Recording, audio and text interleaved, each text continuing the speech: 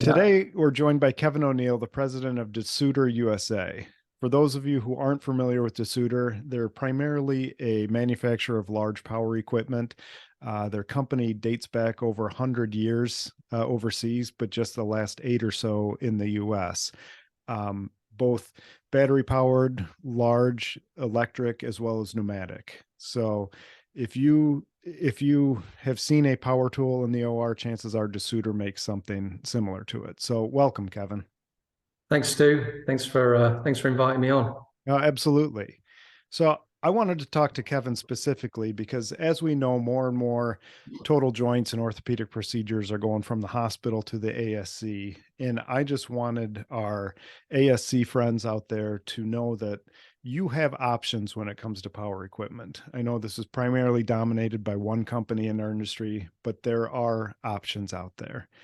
And Kevin, as more and more cases are going to ASCs, as I said, what is it that you are hearing from your interaction with customers? You're exactly right. More and more cases are going to the ASC space, and I think you probably talked before about the reasons for that. Mhm. And I think there's a lot of differences in dealing with the ASC space from a manufacturer's point of view. There typically is, more of a financial aspect that you talk about with the ASC than there is a hospital. There's typically less contracting issues.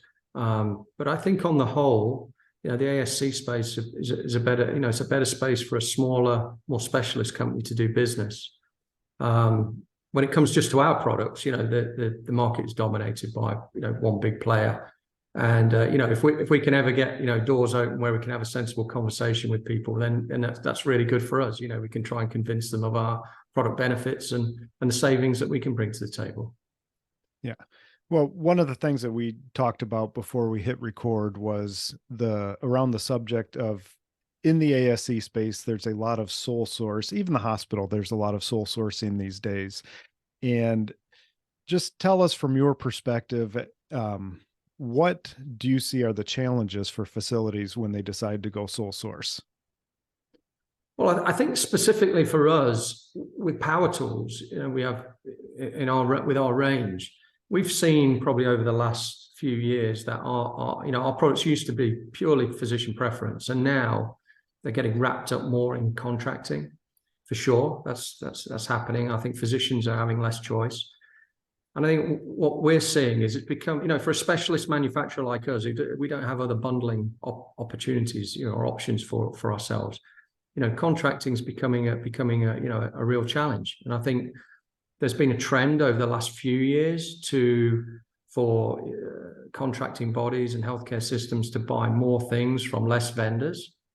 And I think what you've seen is a number of vendors get squeezed out, a number of manufacturers get squeezed out. And I can sort of see how they've got there, that if there's 2 or 3 manufacturers in space, and if one manufacturer steps forward and says, hey, I can provide it at a lower price, but I need all the business, I sort of see why that happens. But I think we're facing a number of sole source and dual source agreements, even around power tools now, with some large GPOs.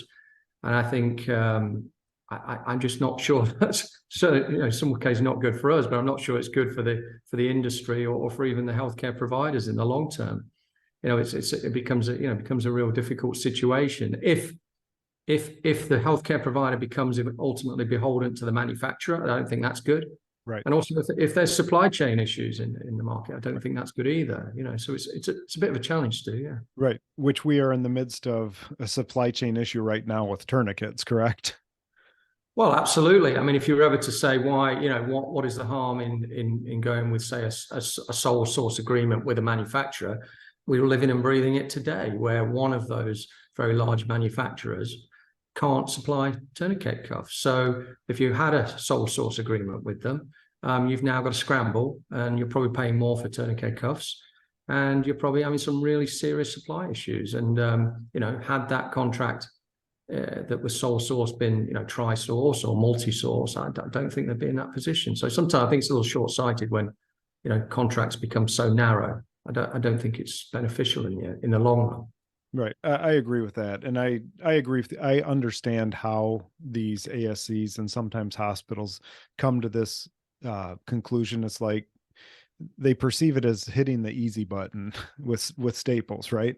But the reality is that from what I have seen, that overall, I haven't seen facilities happy with this because the prices may not be what they wanted. And as we talked earlier, there appears to be a lot of gamesmanship going on with this type of thing, where I think if they take each category separately and try and get the best deal, I think ultimately that is financially the best way for them to go. Well, I think part of what we're doing is trying to break that up and trying to break out the bundle, and trying to get customers to seriously look at what they're paying for their equipment over the life of the equipment, not just what you pay for it. Pay for a battery or a handpiece. How long do you expect that to last? How much will it cost you over the life of the equipment? And really analyze that. And it's very difficult to do when that equipment is wrapped up in some kind of bundled deal involving rebates or involving some convoluted methodology of what they actually pay for. And I'm sure I know, and I talk with people that run companies of a similar size to that. We know that you go deepest with a discount when you are head to head, full contact, face on with a competitor. Correct. That's when you go the lowest, and that's when customers get the best deal. I completely agree with that. I probably should have led with this, but I want to give you an opportunity. DeSoutter, as I mentioned earlier, is a company that's been around a long time. Could you just give people a brief history on what DeSoutter Medical is and how you got to be in the US? Yeah, sure. So DeSoutter Medical is a company that's over 100 years old. Was originally making industrial power tools, and still today you'll see the DeSoutter name. It's a pretty well-known name in industrial tools. It's still run by the DeSoutter family, so it's a family-run business based out in the UK.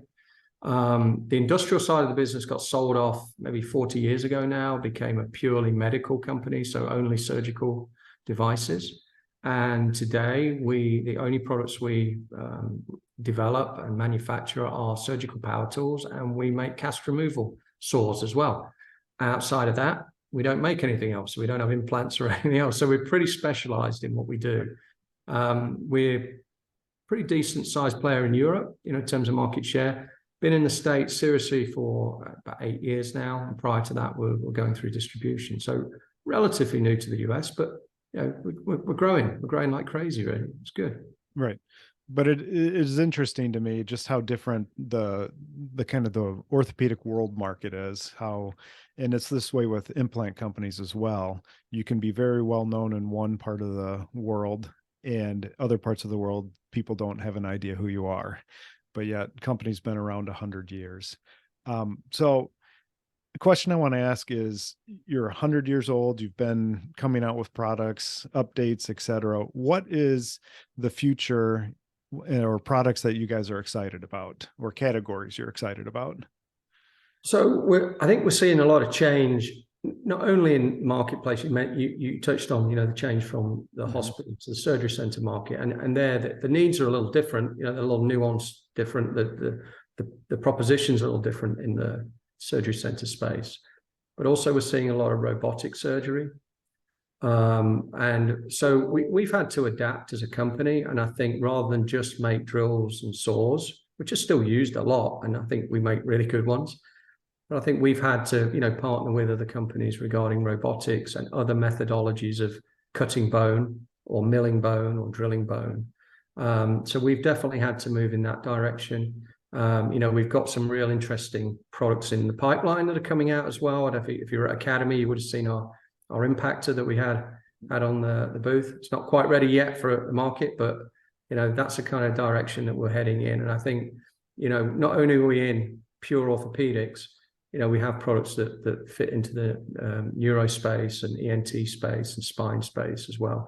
And those areas are developing massively, and a lot of new technologies coming out in those areas as well. So we're constantly trying to stay ahead of the game, Stu, and see what's coming next. We got some really interesting stuff in the pipeline.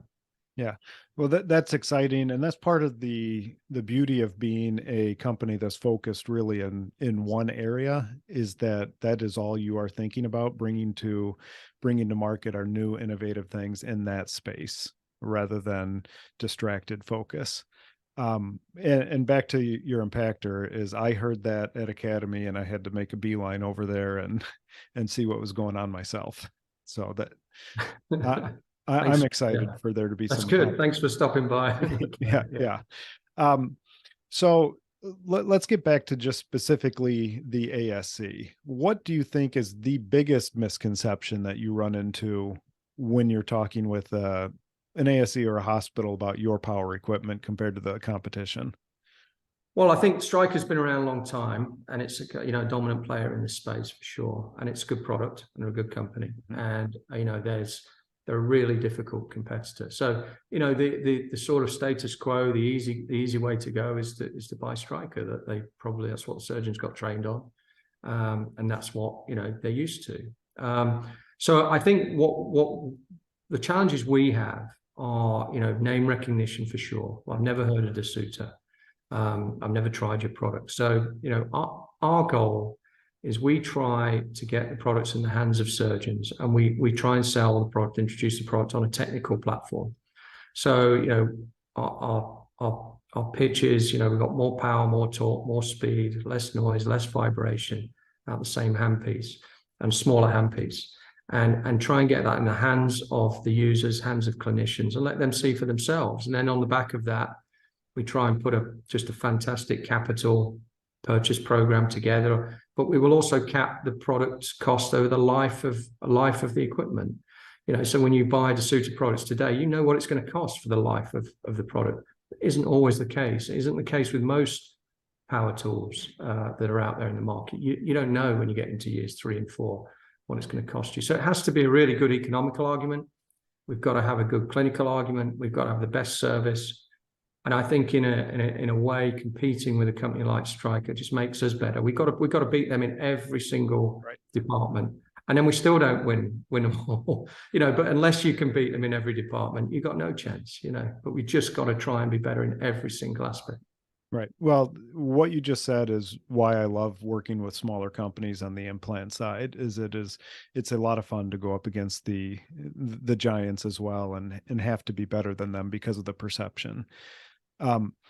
Kevin, I really appreciate you taking a few minutes to talk about your company and as well as how it could be advantageous for facilities. If someone is watching this and would like to connect with you, what is the best way to do that?